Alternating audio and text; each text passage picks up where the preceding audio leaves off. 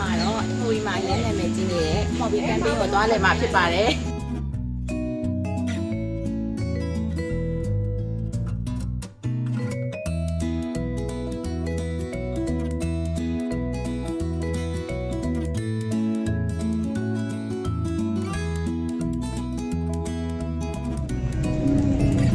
ရောက်ရင်မလွင့်တောင်လန်းတွေကိုသွားရမှာဖြစ်ပါတယ်။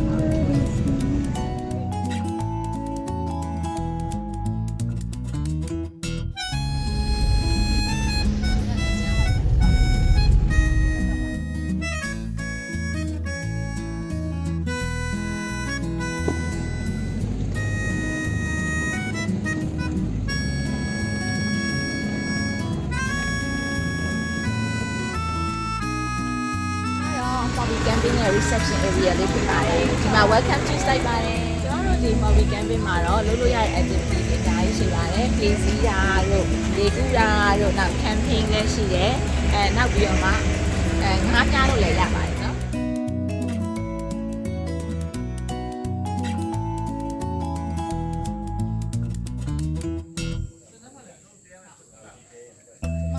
ဒီ camping ကနေပြီးတော့မှဒီလေးတွေကိုပြီးပါတယ်တို့ဒီမှာနားကြပါမယ်တဲလေးတွေကတော့တသက်ရရဲနဲ့မိသားစုလိုက်အဖွဲလိုက်လာလို့ရှင်လည်းရန်ကောင်းတဲ့နေရာလေးဖြစ်ပါတယ်ကျမတို့ဖွဲ့ကတော့အိမ်ကနေချက်ပြုတ်ယူဆောင်လာတဲ့စားစာများနဲ့ breakfast စားပါတယ်ပြီးမှဆက်ပြီး activity တွေလုပ်ပါမယ်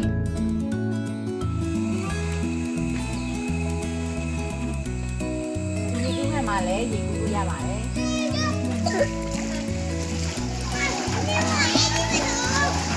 ကန်ထဲမှာလှေစီးရဲ့ activity တွေလည်းလုပ်လို့ရပါတယ်ငါးလည်းညားလို့ရပါတယ်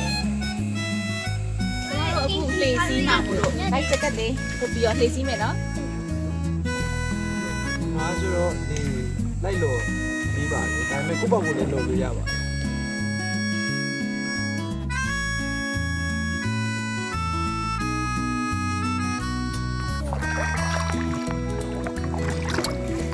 မမလို့ဘယ်နဲ့ဒီကောင်ကြီးတော့ထိုင်နေလဲလည်းမမြင်ဘူးကလေးလူကြီးအားလုံးစီးလို့ရအောင်စပိတ်မျိုးစုံလည်းထားပေးပါတယ်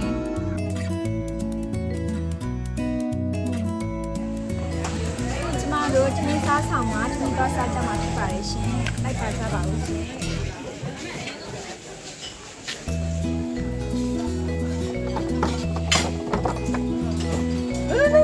ကျွန်တော်တို့ Hobby Camping ကိုလာမယ်ဆိုလို့ရှိရင်เนาะဒီမှာနေ့လည်စာနဲ့လည်းတကယ်အခက်ခံပါသေးတယ်။ကောင်းပါလေဗျ။ဟိုဒီမှာလေးပါ။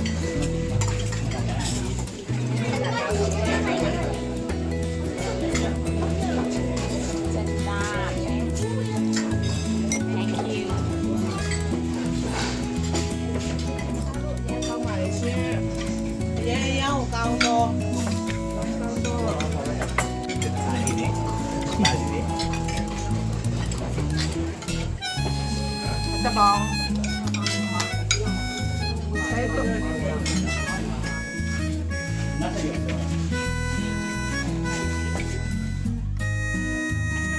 ဒီ return အဲ့ဒါလေးရှိတယ်လို့ဒီမှာညအိတ်နားနေလို့ရတယ်တစ်လုံးအိတ်လေးလည်းရှိပါတယ်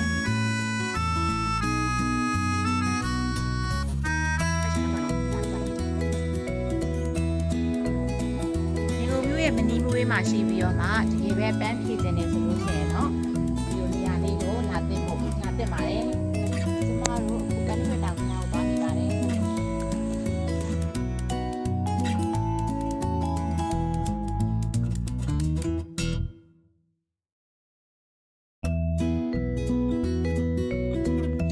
ကျမတို့တောင်ပေါ်တက်ပြီးတော့တောင်ကလည်းကနေလာပြီးတော့ရမ်းမိုးလို့ဒီခါဆောင်းထဲကနေပြန်ပြီးတော့မှ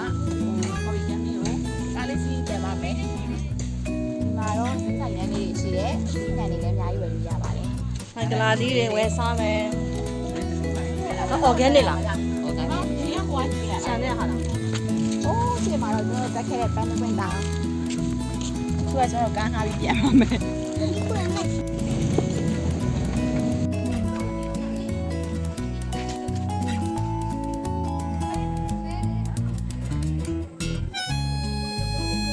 ကန်ထဲမှာငါးမြားလို့လည်းရပါတယ်အခုကျမတို့ငါးမြားကြမယ်နော်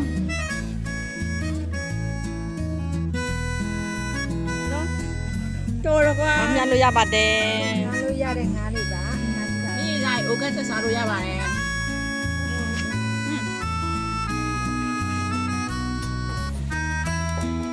ါကတော့ Bobby Camping မှာနေ့လည်စာတဲခင်းကျွေးမွေးတဲ့အကျော်ဆုံးစပြီးဖြစ်ပါတယ် ဒါကတော့လက်လက်ဆက်ဆက်ဖဲပြီးဖြစ်ပါတယ် ။မင်း